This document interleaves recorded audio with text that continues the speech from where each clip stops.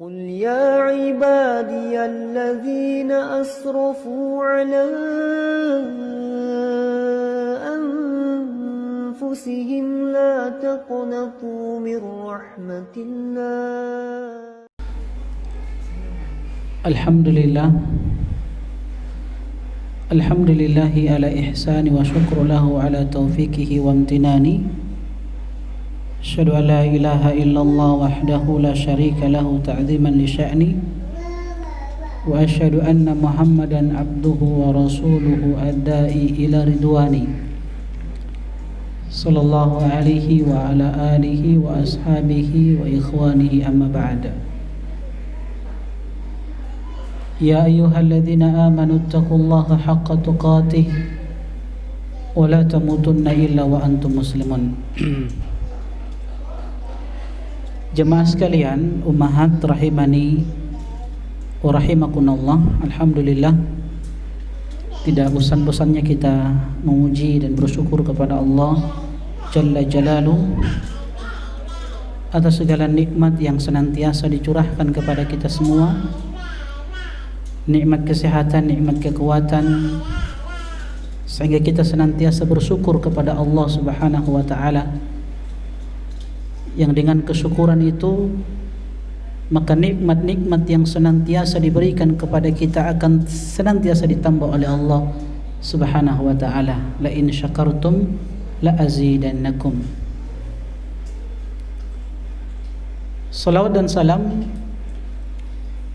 semoga tercurahkan kepada manusia yang terbaik, Rasulullah sallallahu alaihi wasallam, pada keluarganya, istri-istrinya, sahabat-sahabatnya, dan orang-orang yang senantiasa meniti jalan beliau, mempelajari sunnah-sunnah beliau, mengamalkannya serta mendakwahkannya. Ummahat sekalian rahimani wa rahimakunallah, sebagaimana yang diketahui bersama, pada siang hari ini insyaallah kita akan mengkaji atau membahas sebuah kisah dari seorang wanita mujahidah, seorang sahabiyah, wanita yang hidup di masa Rasulullah sallallahu alaihi wasallam, seorang wanita yang mendapatkan pengabaran dari Rasulullah sallallahu alaihi wasallam bahwa wanita ini adalah wanita terbaik yang mengalahkan sebagian sahabat-sahabat beliau sallallahu alaihi wasallam. Wanita yang harusnya menjadi teladan bagi para wanita muslimah yang lainnya. Walaupun kita katakan tidak semua sisi kehidupan wanita ini bisa diikuti, karena sosok wanita ini adalah wanita yang berada pada barisan wanita-wanita mulia yang hidup di masa Rasulullah sallallahu alaihi wasallam, yang mungkin kita katakan setiap generasi tidak akan mampu melahirkan wanita ini. Seorang wanita yang hebat dalam ibadahnya, seorang wanita yang penyabar, seorang wanita yang bersungguh-sungguh di dalam membela agamanya, membela agama Rasulullah sallallahu alaihi wasallam, seorang wanita yang senantiasa berzikir kepada Allah Subhanahu wa taala, seorang wanita yang di siang harinya dihabiskan dengan berpuasa, seorang wanita yang telah ditegaskan oleh Nabi sallallahu alaihi wasallam bahwa wanita ini kelak bersamaku di surga Allah Subhanahu wa taala. Siapa wanita ini? Mungkin kita katakan dia adalah istri Nabi sallallahu alaihi wasallam? Tidak. Wanita ini bernama Ummu Umarah Nusaybah binti Ka'ab bin Amr bin Auf An-Najjariyah Al-Ansariyah radhiyallahu taala anha. Seorang wanita yang dikenal bersungguh-sungguh di dalam membela Rasulullah sallallahu alaihi wasallam. Maka kita akan membahas wanita yang langka yang mungkin sulit kita dapati di zaman ini. Ya, wanita yang senantiasa taat kepada Allah Subhanahu wa taala. Wanita ini, ummahat sekalian rahimani wa rahimakumullah, kisahnya berawal dari Mus'ab bin Umair yang merupakan delegasi pertama Rasulullah sallallahu alaihi wasallam yang diutus oleh Nabi sallallahu alaihi wasallam ke Madinah untuk menyebarkan Islam. Ketika suaminya Zaid radhiyallahu taala anhu menerima kabar bahwasanya ada seorang delegasi utusan Rasulullah sallallahu alaihi wasallam dari Mekah yang bernama Mus'ab bin Umair datang ke kota Madinah membawa cahaya Islam, membawa kebenaran, maka Zaid menyampaikan kepada Ummu Umarah bahwa beliau telah masuk Islam. Beliau mengenal sosok Rasulullah sallallahu alaihi wasallam, seorang nabi yang tegar dalam dakwanya, seorang nabi yang ketika berdakwah tidak mengharapkan harta, tidak mengharapkan pangkat dan jabatan. Inilah yang membuat Ummu Umarah radhiyallahu taala anha tertarik untuk mengenal Islam. Kita sampaikan kisah ini tidak lain kecuali untuk menambah keimanan dan ketakwaan kita, untuk mengukur sejauh mana kesungguhan kita di dalam beragama, di dalam membela sunnah-sunnah Rasulullah sallallahu alaihi wasallam. Dan pelajaran kisah-kisah terkait dari umat-umat terdahulu ini adalah pelajaran yang perlu disampaikan. Makanya di dalam Al-Quran ketika Allah Subhanahu wa taala menyebutkan tentang kisah-kisah para nabi dan para rasul terdahulu, itu tidak lain untuk menguatkan keimanan Rasulullah sallallahu alaihi wasallam. Wa kullan naqussu 'alaika min amba'ir rusul ma nusabbitu bihi fuadak. Dan semua cerita kisah tentang nabi dan rasul sebelum engkau wahai Muhammad kami kisahkan di dalam Al-Qur'an, tidak lain ma nusabbitu bihi fuadak, untuk membuat engkau kokoh di dalam keimananmu, supaya yang engkau rasakan saat ini itu pernah dialami dan dirasakan oleh nabi-nabi sebelummu. Dan Allah Subhanahu wa taala sebutkan di dalam Al-Qur'an, laqad kana fi qasasihim ibratun li ulil albab. Sungguh pada kisah-kisah mereka orang-orang terdahulu itu terdapat ibrah, terdapat pelajaran bagi orang-orang yang memiliki akal. Maka hadisan yuftara, kisah ini bukan kisah dongeng, kisah yang dibuat-buat, kisah khayalan, tidak. Tapi ini kisah nyata, kisah yang terjadi di masa Rasulullah sallallahu alaihi wasallam. Makanya Allah katakan faqasasil qasas la'allahum yatafakkarun, dan ceritakan wahai Muhammad sallallahu alaihi wasallam kisah-kisah kepada umatmu supaya mereka mengambil pelajaran. Jadi kita akan mengambil pelajaran dari seorang wanita mujahidah, seorang wanita yang harusnya menjadi teladan bagi wanita-wanita muslimah saat ini. Seorang wanita yang langka, yang tidak setiap generasi bisa melahirkan sosok wanita ini.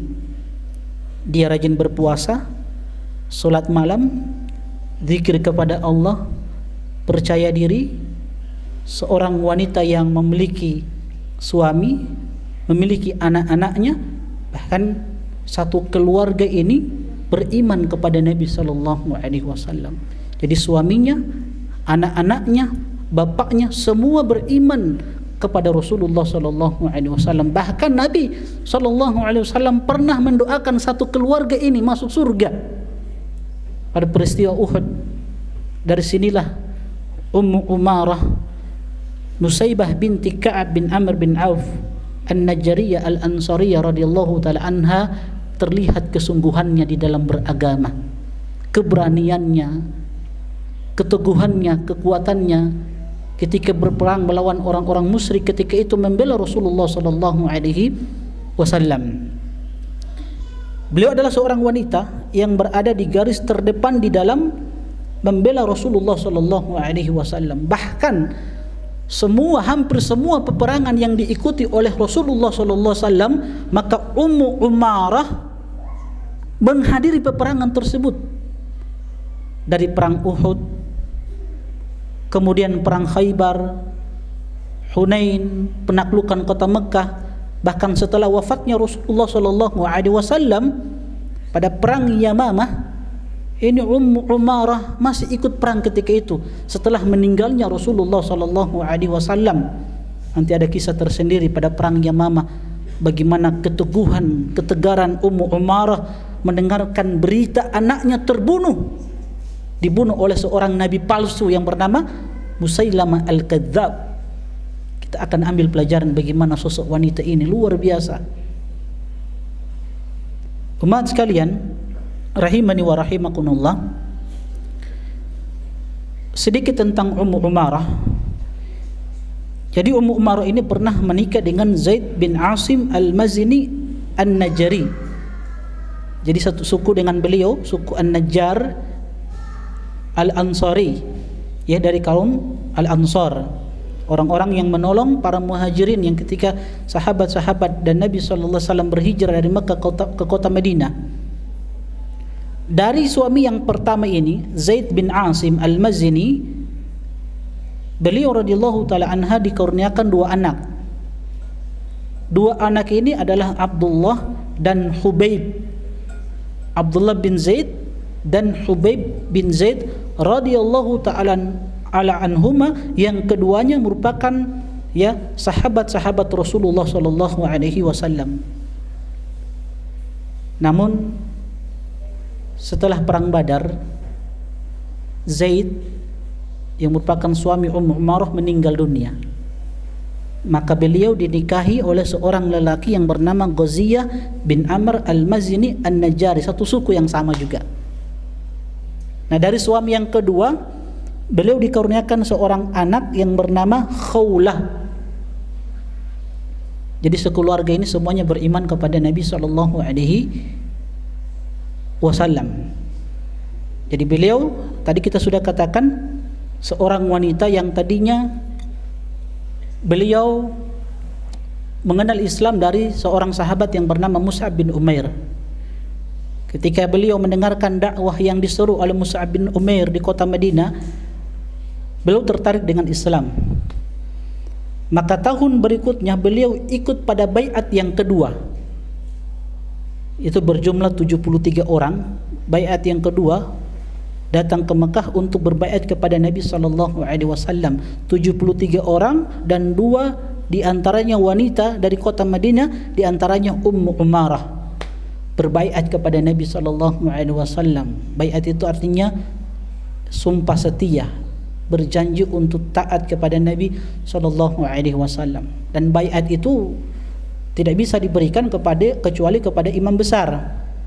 Sebab baiat itu adalah janji setia yang diberikan kepada seseorang. Itu maksudnya baiat. Dahulu sahabat-sahabat Nabi, kemudian sahabiat, wanita-wanita di masa Rasulullah sallallahu alaihi wasallam, mereka memberikan baiat mereka kepada Rasulullah sallallahu alaihi wasallam. Kenapa?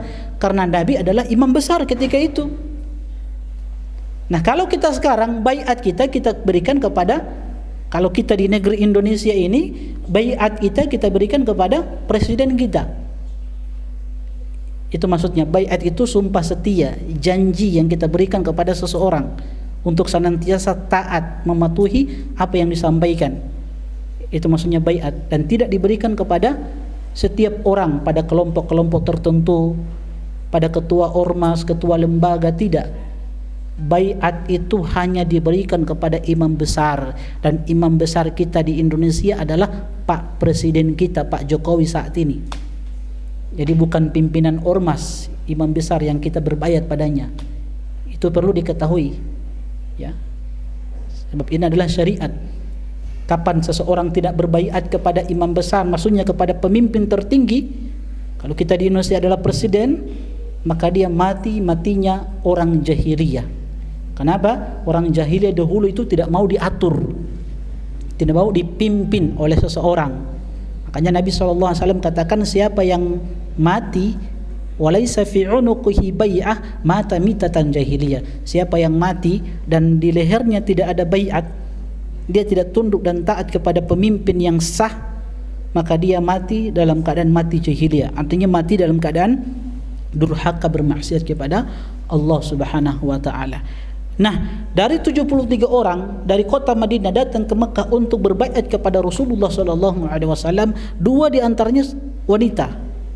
Salah satunya adalah Ummu Umarah, atau nama aslinya siapa?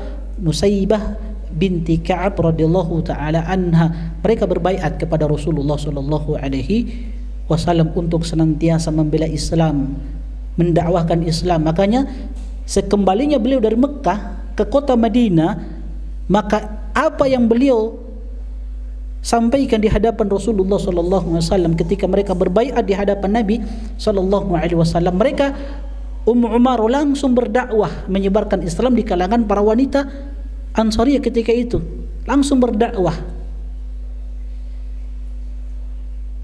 Dan teman-teman ummahat rahimani wa rahimakumullah,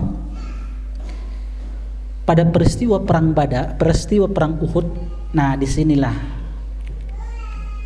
keberanian dan kesungguhan Ummu Umarah radhiyallahu taala anha itu menjadikan Nabi SAW terkagum-kagum.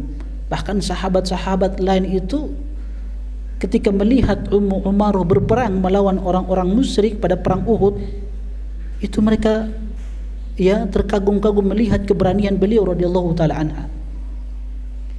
Pada perang Uhud kita tahu bersama, ketika Nabi sallallahu alaihi wasallam keluar dari kota Madinah untuk melawan orang-orang musyrik yang datang dari kota Mekah, yang jumlah mereka ada 3.000 pasukan lengkap dengan persenjataan.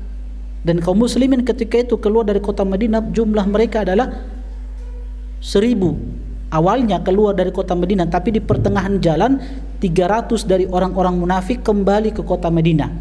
Tersisa 700 orang yang bersama Rasulullah sallallahu alaihi wasallam untuk melawan orang-orang musyrik yang tidak lain latar belakang mereka menyerang kaum muslimin ketika itu di perang Uhud karena mereka ingin balas dendam pada kekalahan perang sebelumnya, perang Badar yang terjadi pada tahun kedua Hijriyah. Karena perang Uhud itu tahun ketiga Hijriyah di bulan Syawal. Kalau perang Badar di bulan Ramadan, yang jumlah pasukan kaum muslimin 300 lebih. Kaum musyrikin ketika itu jumlah mereka ada 1.000. Lebih banyak kaum musyrikin. Pada perang Uhud lebih banyak mereka kaum musyrikin. Nah, pada perang Uhud ini, teman-teman sekalian rahimani wa rahimakumullah, kaum muslimin di awal-awal peperangan mereka mendapatkan kemenangan. Di awal-awal peperangan, kaum musyrikin itu lari terbirit-birit mereka karena kuatnya kaum muslimin ketika itu.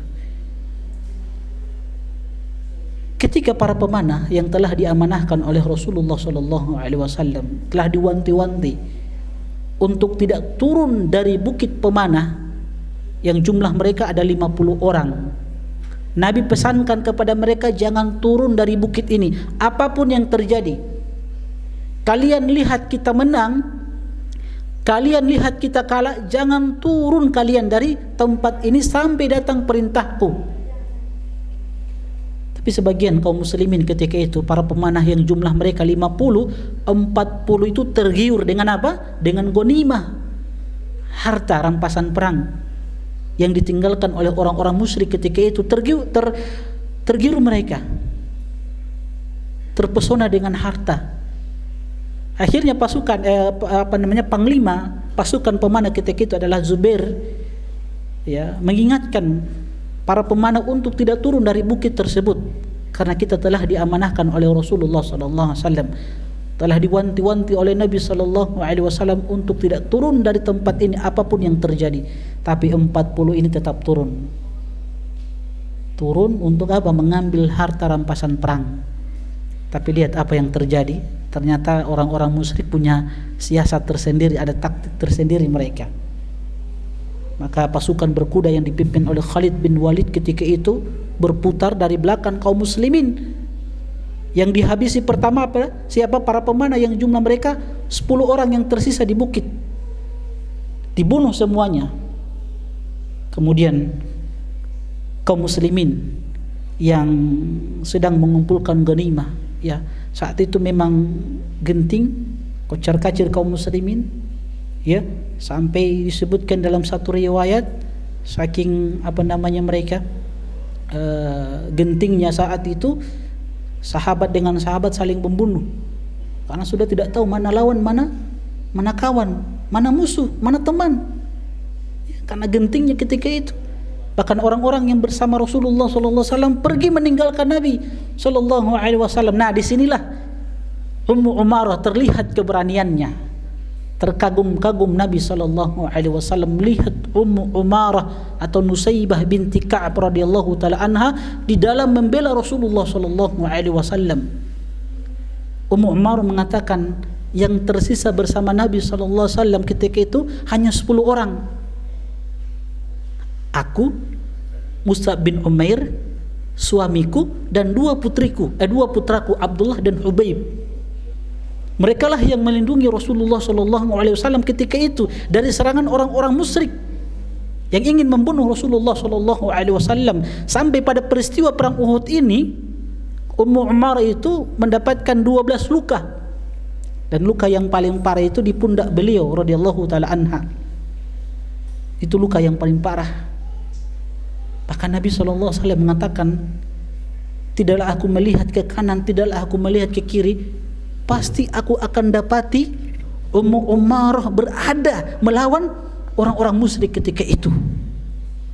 Aku dilindungi oleh keluarga ini, suaminya, dua putranya dan Ummu Umarah sendiri. Masya Allah, luar biasa ya. Makanya Nabi SAW itu mendoakan mereka, ya, mereka yang membela Rasulullah SAW. Singkat cerita, dalam perang Uhud ini anaknya Abdullah itu terluka. Abdullah dan Hubaib, Abdullah bin Zaid dan Hubaib bin Zaid. Ini dua sahabat Nabi SAW. Jadi kalau ada anak laki-laki, sesekali kasih nama Hubaib radhiyallahu taala anha. Nah, anaknya Abdullah ini terluka. Ketika Nabi SAW melihat anaknya terluka karena membela Rasulullah SAW, jadi satu keluarga ini menjadi perisai Rasulullah SAW, menjadi benteng Nabi SAW.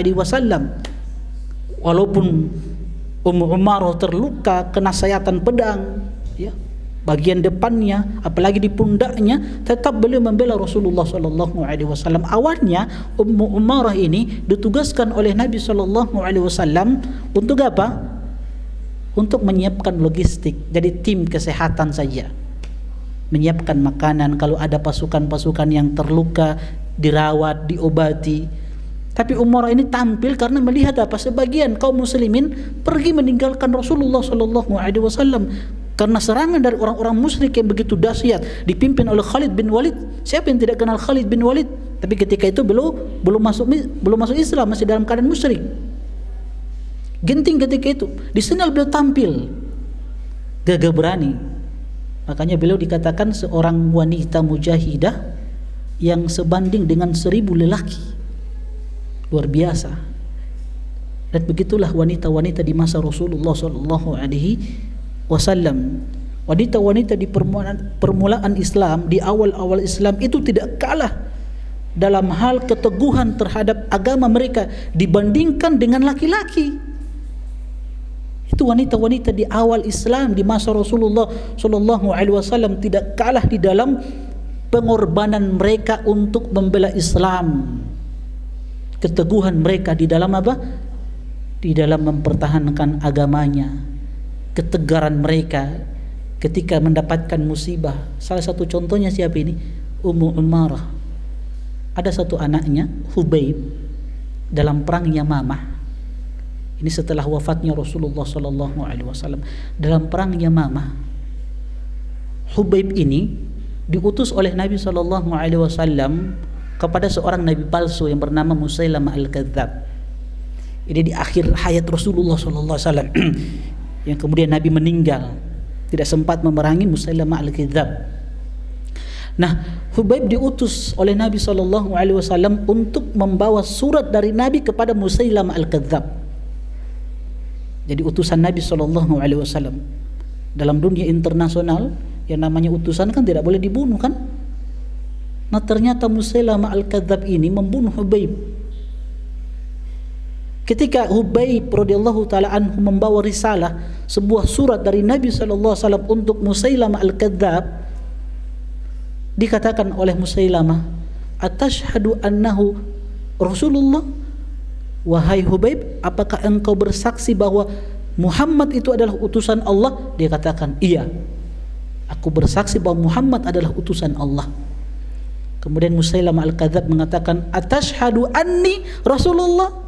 Apakah engkau bersaksi bahwa aku ini, maksudnya Musailamah, aku adalah seorang utusan Allah? Apa kata Hubaib? La asma'. Aku tidak mendengarkan. Aku bisu.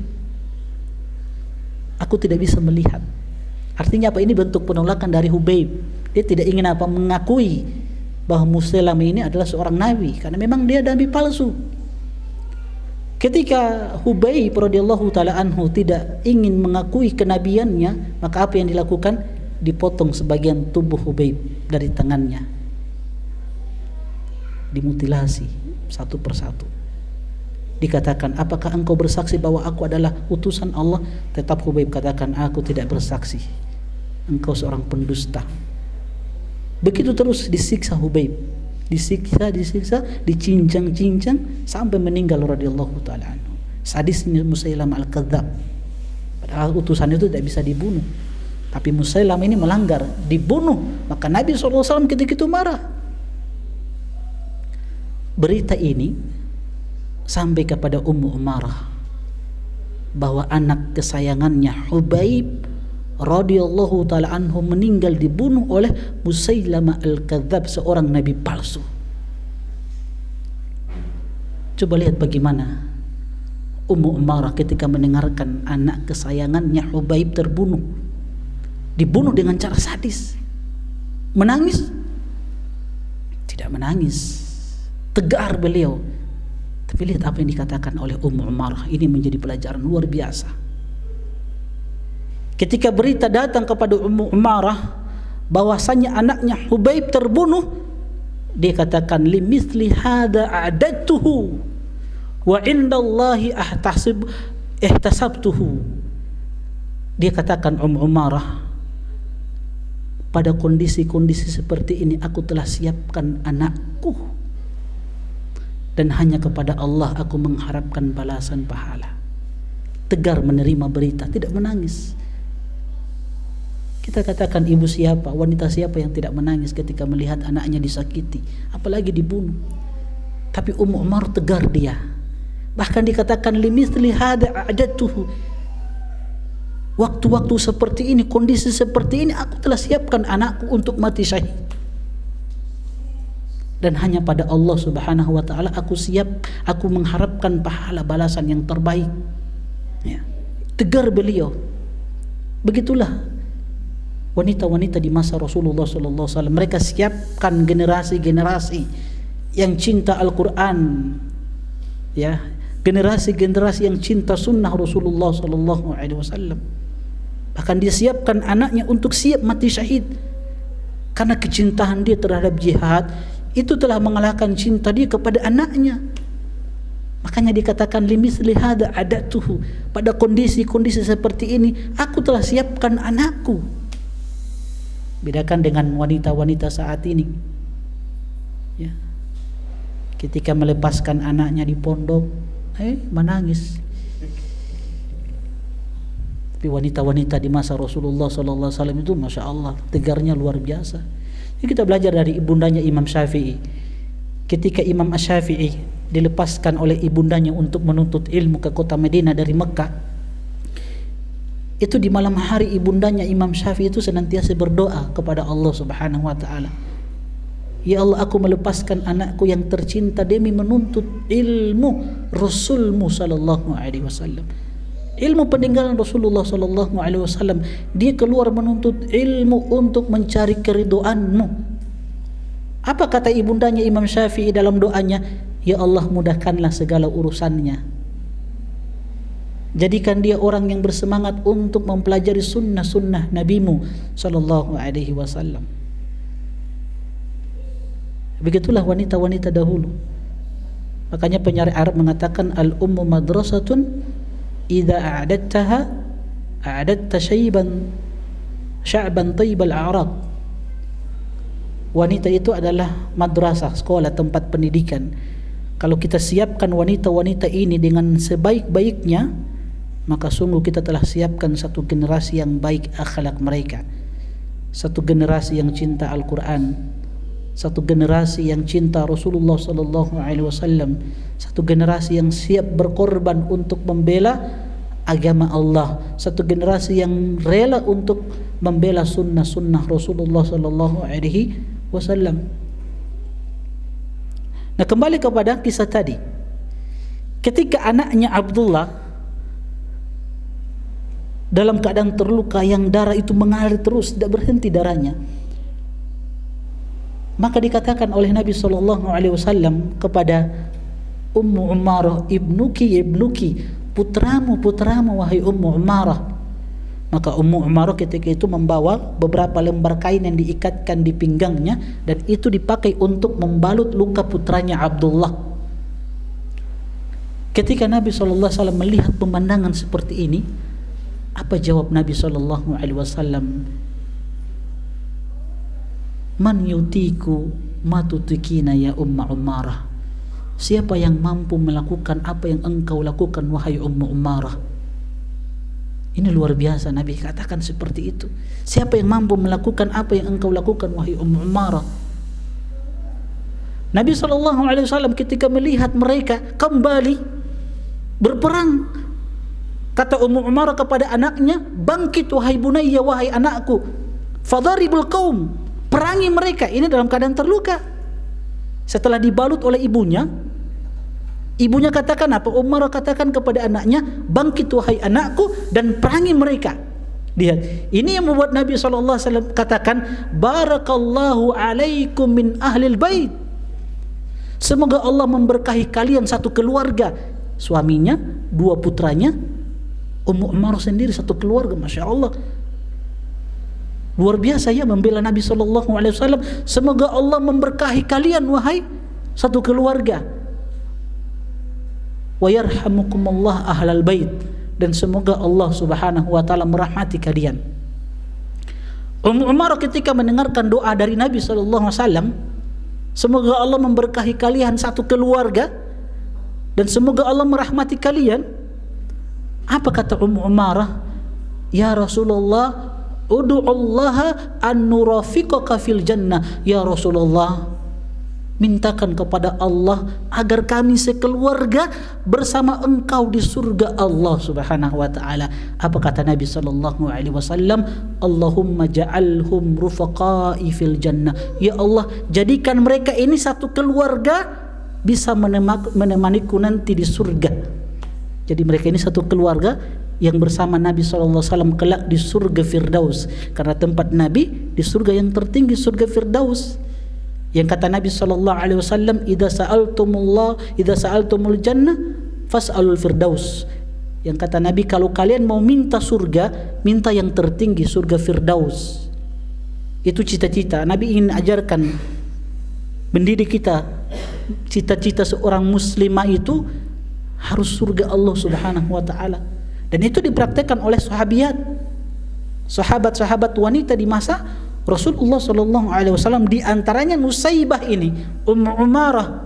Bagaimana cita-cita tertinggi dia adalah bisa bersama Nabi sallallahu alaihi wasallam di surga Allah Subhanahu wa taala, dan begitulah cita-cita para sahabat secara umum. Saya beri contoh satu kisah Abdullah bin Mas'ud radhiyallahu taala anhu. Ketika Nabi SAW mendapati Abdullah bin Mas'ud dalam keadaan berdiri melaksanakan solat, membaca Al-Quran membaca surat An-Nisa sampai pada ayat yang ke-100. Apa bunyi ayat yang ke-100 dalam surat An-Nisa? Wa man yuhajir fi sabilillah yajid fil ardi muragaman katsira wa sa'ah. Kata Allah, siapa yang berhijrah kepada Allah, maka dia akan dapati bumi Allah itu luas. Dia akan dapati rezeki Allah itu luas. Ini motivasi bagi teman-teman yang ingin berhijrah. Jangan takut akan rezeki Allah Subhanahu wa taala. Berhijrah itu siap. Konsekuensinya siap menerima perintah Allah, perintah Rasulullah sallallahu alaihi wasallam, siap meninggalkan larangan-larangan Allah, larangan-larangan Rasulullah sallallahu alaihi wasallam, siap meninggalkan riba. Allah katakan yajid fil ard muragaman katsira. Jangan takut. Orang yang berhijrah kepada Allah, dia akan dapati bumi Allah itu luas. Artinya apa? Rizki Allah itu luas. Apa yang Allah halalkan itu lebih banyak daripada apa yang Allah haramkan. Jangan takut. Kemudian Allah katakan, wa man yakhruj min baitihi muhajiran ila Allah wa rasulih. Siapa yang keluar dari rumahnya menuju Allah, menuju Rasulnya sallallahu alaihi wasallam. Siapa yang keluar dari rumahnya menuntut ilmu. Kita datang ke villa ini selain rekreasi, menjalin ukhuwah, ya, kita juga belajar ilmu. Makanya ada kajian seperti ini. Kita keluar dari rumah menuju tempat ini, niat kita karena Allah Subhanahu wa taala untuk menuntut ilmu. Tsumma yudrikuhul maut. Kemudian dia didatangi oleh kematian. Faqad waqa'a ajruhu 'ala Allah. Maka Allah katakan, sungguh Allah telah tetapkan pahala untuk orang tersebut. Maka ketika keluar dari rumah menuju majelis-majelis ilmu, perbaiki niat. Perbaiki niat. Sebagian ummahat ketika keluar dari rumahnya ke majelis ilmu, bukan dapat pahala, dapat dosa. Iya, kebanyakan begitu ummahat itu ke majelis ilmu, pulang itu bukan bawa pahala, bawa dosa. Kenapa bawa dosa? Karena di majelis ilmu orang Carlota, baca cerita. Ustaz lagi sampaikan ayat-ayat Al-Quran, sampaikan hadis-hadis Nabi, orang bakar lota. Meremehkan apa yang disampaikan dari ayat-ayat Al-Quran, hadis-hadis Nabi. Makanya dapat dosa, pulang ke rumah, bukan dapat pahala. Banyak seperti itu kita dapati di kajian-kajian, di majelis ilmu. Pulang bawa dosa, bakar lota, baca cerita, main HP. Banyak seperti itu kita dapati. Berbeda dengan keadaan sahabat-sahabat wanita di masa Rasulullah sallallahu alaihi wasallam, yang himmah mereka, cita-cita tertinggi mereka surga Allah Subhanahu wa taala. Ini kita belajar dari Ummu Umarah, Nusaybah binti Ka'ab radhiyallahu taala anha, seorang wanita mujahidah sabirah, penyabar, penuntut ilmu, beribadah, seorang istri yang saleha. Dia punya suami, bahkan 2 kali menikah. Suami pertama meninggal, ya, karena ini soleha kan, janda tapi janda soleha, masya Allah. Siapa yang tidak mau janda soleha? Itu orang-orang pasti antrian. Ustadz pun akan antrian itu. Iya, yang penting soleha. Menikah lagi dengan seorang sahabat, dapat anak lagi. Tapi tugas dia sebagai seorang ibu, seorang istri dalam rumah tangga itu tidak dilalaikan. Dia layani suaminya dengan baik, dia didik anak-anaknya. Buktinya siapa? Abdullah dan Hubaib. Jadi 2 orang sahabat yang membela Rasulullah SAW dalam perang Uhud, luar biasa. Kalau mau berbicara istri, dari beliau ini. Tapi itu tidak melalaikan beliau. Beliau belajar menuntut ilmu, ya, bahkan seorang yang terkenal dengan apa? Gagah berani di dalam pertempuran melawan, memerangi orang-orang musyrik. Untuk apa? Li'ilai kalimatillah, untuk meninggikan kalimat Allah Subhanahu wa taala, untuk membela Rasulullah sallallahu alaihi wasallam. Ini Ummu Umarah, kita belajar dari dia radhiyallahu taala anha, bagaimana kehebatan beliau ketika beliau radhiyallahu taala anha.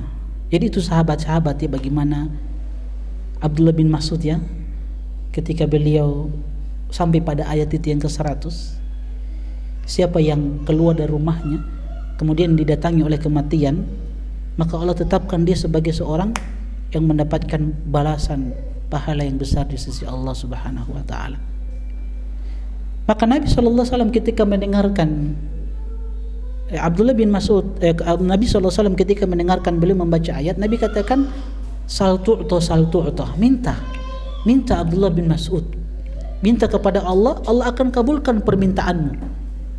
Maka keesokan harinya sahabat Abu Bakar yang menemani Nabi sallallahu alaihi wasallam melihat peristiwa itu, penasaran Abu Bakar. Dia ingin cari tahu apa sih yang diminta oleh Abdullah bin Mas'ud kepada Allah, yang dikatakan oleh Nabi sal tu'ta, mintalah kepada Allah maka engkau akan diberikan. Kata Abdullah bin Mas'ud, aku hanya minta pertama, Allahumma inni as'aluka imanan la yartad, ya Allah aku minta kepadamu keimanan yang tidak hilang dari jiwaku. Jangan sampai aku mati dalam keadaan apa? Murtad. Jangan sampai aku yang tadinya mengamalkan sunnah menjadi pembenci sunnah Rasulullah sallallahu alaihi wasallam. Banyak kita dapati begitu, orang-orang yang sudah berhijrah tapi tidak istiqomah, tidak jujur dalam keimanan dia dalam hijrahnya. Akhirnya apa? Dia pun meninggalkan sunnah-sunnah Nabi sallallahu alaihi wasallam. Yang tadinya dia bercadar, berjilbab besar, dia lepas semuanya. Waliyadzubillah, banyak terjadi seperti itu. Yang kedua, aku minta kepada Allah na'iman la yanfad, ya Allah aku minta kepadamu kenikmatan yang engkau tidak cabut dari diriku.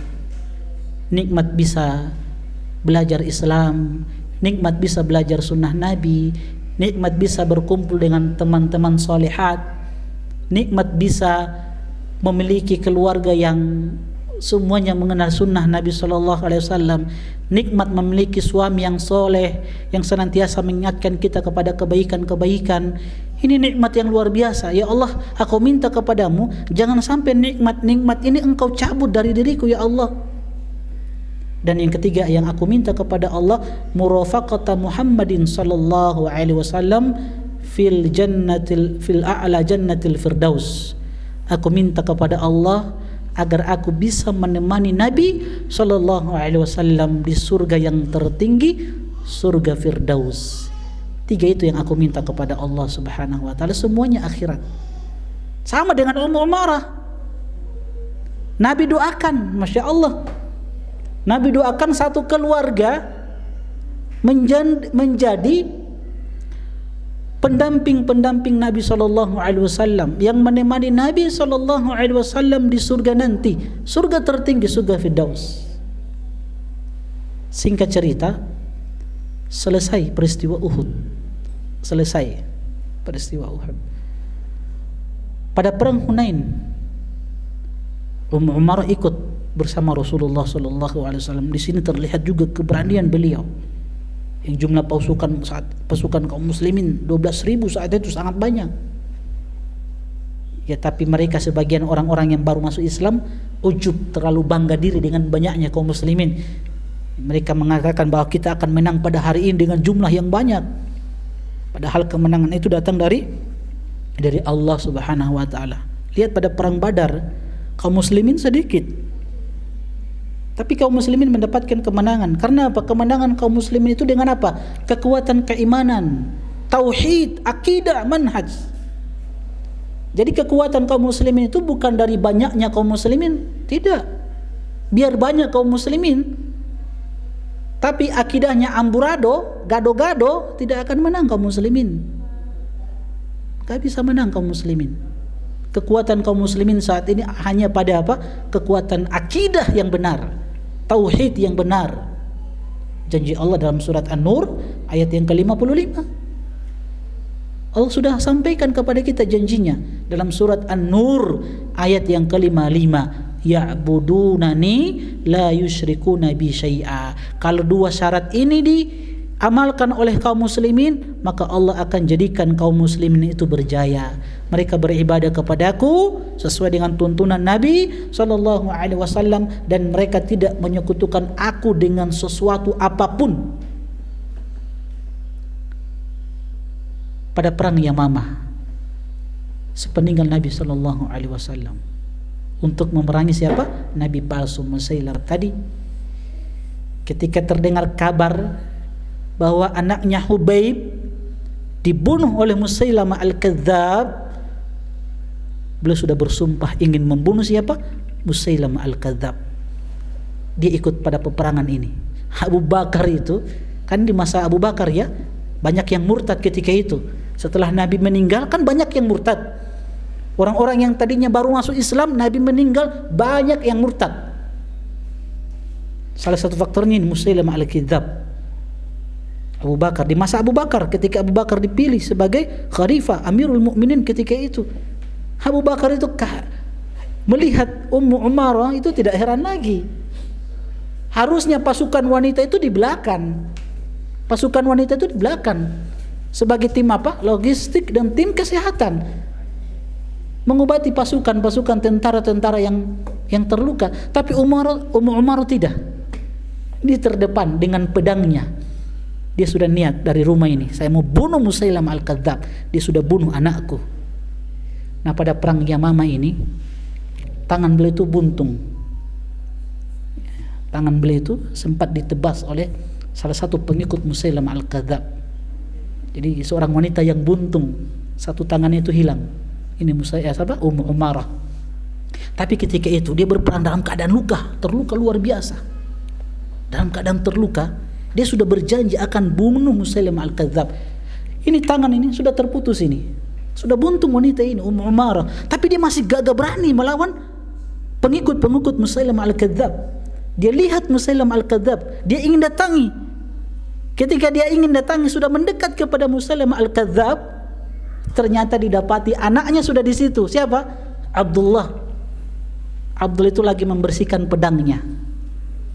Membersihkan pedangnya, maksudnya darah-darah yang ada di pedangnya. Apa kata Ummu Umarah? Engkau telah membunuh, aku tahu.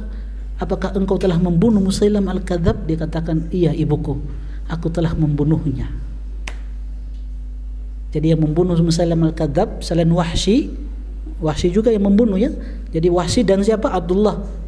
Wahsy ini kita tahu kan? Siapa Wahsy? Wahsy ini yang pernah membunuh siapa? Pamannya Nabi SAW dalam perang Uhud kan? Hamzah bin Abdul Muttalib. Setelah itu beliau masuk Islam. Janji beliau untuk membalas, untuk membalas ya apa yang pernah beliau lakukan.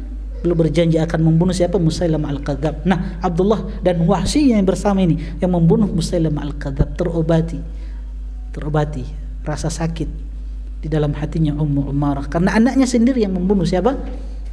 Musailamah al-Kadzab.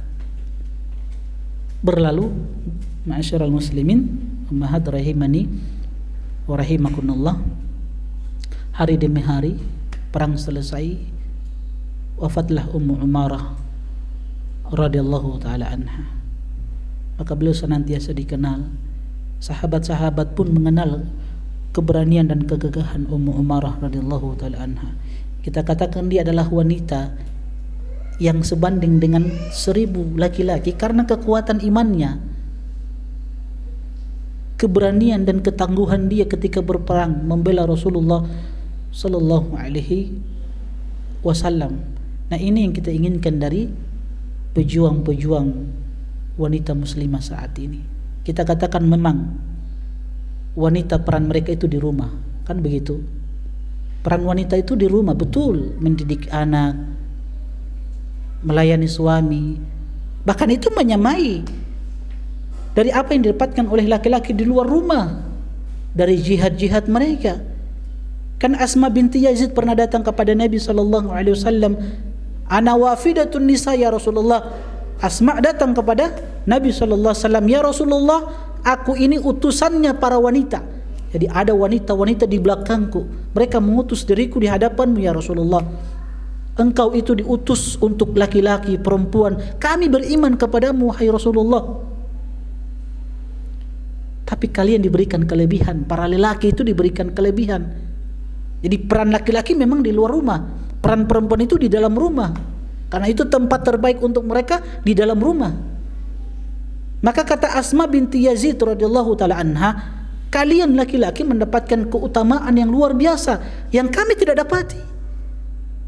Salat berjamaah, pergi jihad, pergi haji, pergi umrah, mengantar jenazah. Ini kan semua kalian laksanakan. Kita tidak. Aktivitas kita para wanita terbatas. Afa nusyarikukum fil ajri wal khair. Ya Rasulullah, apakah kita para wanita bisa menyamai kalian dalam sisi pahala kebaikan seperti laki-laki yang mendapatkan pahala jihad? Kita ini cuma penjaga rumah.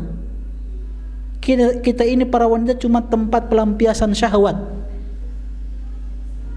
Kita ini cuman yang diberikan amanah untuk mendidik anak-anak. Kita ingin mendapatkan pahala sebagaimana laki-laki dapat pahala. Lihat semangat para wanita-wanita di masa Rasulullah, begitu kuatnya keimanan mereka untuk beramal, ingin bersaing dengan sahabat-sahabat laki-laki di masa Rasulullah sallallahu alaihi wasallam. Afa nusyarikukum ya Rasulullah fil ajri wal khairi. Ya Rasulullah, kami ingin bersyarikat. Kami ingin mendapatkan pahala yang sama sebagaimana kalian para lelaki mendapatkan pahala yang sama. Kata Nabi, iya, boleh. Bisa. Caranya bagaimana? Nah ini dengarkan. Ummahat di atas. Jangan bakar lota. Kalau ingin seperti Ummu Umarah, minimal mendapatkan pahala jihad seperti Ummu Umarah sebagaimana yang dilakukan oleh laki-laki, kata Nabi, inna husna taballu'ul mar'ati li zawjiha wa talabaha mardatihi ya'dilu dhalika kullaha.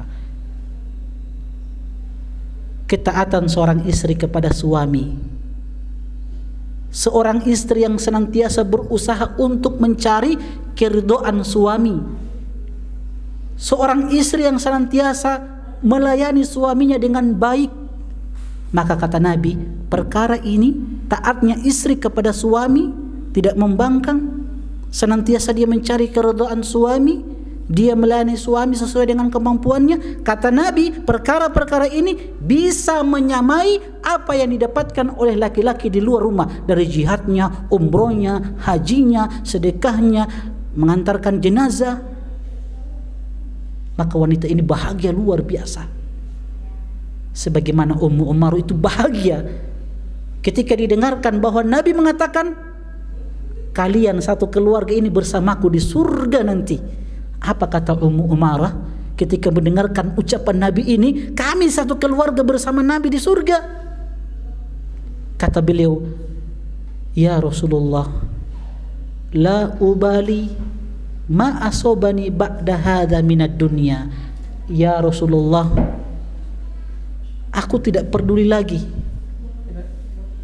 apapun musibah, penderitaan yang menimpa diriku. Aku tidak peduli lagi ya Rasulullah. Aku tidak peduli lagi. Betul. Jadi Ummu Umarah tidak pusingkan lagi musibah-musibah, penderitaan yang menimpa beliau dari dunia ini. Ketika belum mendengarkan ucapan Nabi, kalian sekeluarga bersamaku di surga nanti. Siapa yang tidak bahagia? Makanya ketika mendengarkan anaknya meninggal, siapa? Hubaib. Ketika mendengarkan anaknya meninggal Hubaib, dia kan tegar, tidak menangis. Kenapa jemaah sekalian? Karena dia tahu sekeluarga ini di surga nanti. Dia akan dipertemukan dengan anaknya Hubaib di surga Allah Subhanahu wa taala. Inilah yang kata Allah, walladzina amanu wattaba'athum dzurriyyatuhum biiman alhaqnahum bihim dzurriyyatahum. Kata Allah, orang-orang yang beriman dan yang mengikuti mereka dari anak cucu mereka dengan keimanan, kami akan kumpulkan mereka dengan anak cucu mereka. Itu janji Allah. Ini kebersamaan yang hakiki. Dan itu diketahui oleh Ummu Umarah. Dia tahu biar anaknya meninggal Hubaib, dia tahu dia akan dikumpulkan bersama anak-anaknya nanti di surga. Sebab orang beriman dia akan dikumpulkan dengan orang-orang yang beriman. Kalau anaknya beriman, suaminya beriman, ya istrinya beriman, satu keluarga ini akan dikumpulkan lagi oleh Allah di surga. Itu janji Allah, walladzina amanu wattaba'athum dzurriyyatuhum biiman. Orang-orang yang beriman dan anak cucu mereka yang beriman, itu kami akan kumpulkan, kata Allah, di surga nanti. Itu yang membuat Ummu Umar itu tegar di dalam menerima musibah.